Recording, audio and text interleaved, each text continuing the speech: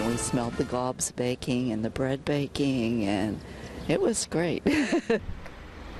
That's the way neighbors remember this one-time bakery. Now, a blighted building in Johnstown's West End that's been in our news dozens of times in recent years. Most people know it as the former Harris Boyer building. It's been considered an eyesore and a safety hazard for years. Just a few months ago, its owner said it would be coming down. Neighbors told us they didn't believe it, saying they've been given empty promises for years.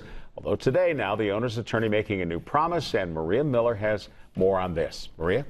Well, Marty and Jen, it was last October when the building's owner signed an agreement to have it demolished. That, of course, never happened. But his attorney promised the court today the building will be down by the end of this month, telling us it was always going to happen. It's just a process that takes some time.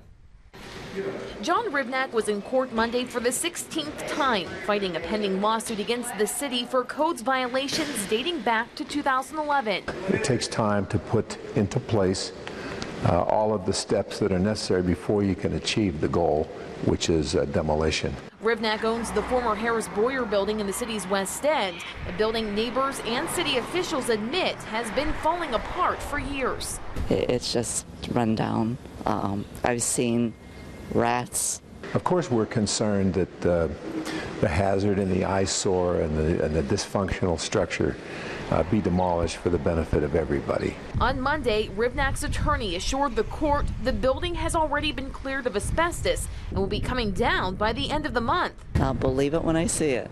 They've been saying that for years. Cassy Sojak has lived behind the building for more than 40 years. And she tells us it's been more than just an eyesore for her family.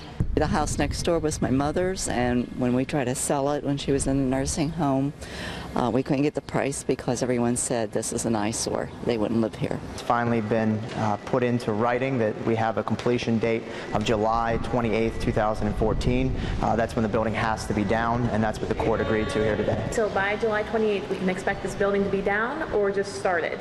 Well, I'll cross my fingers if you cross yours, but sure we do. We're thinking it'll be finished. Well, you heard it there, July 28th.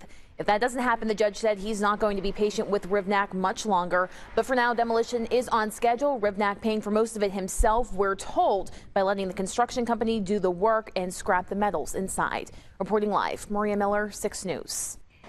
City officials tell us when the Harris Boyer building comes down, so will another nearby building. The comic book store next door is one of hundreds of blighted properties in the city.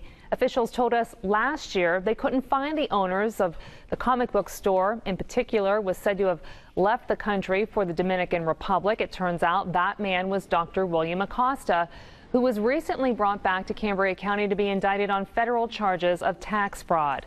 No word yet if the city will try to recover money from him for those demolition costs.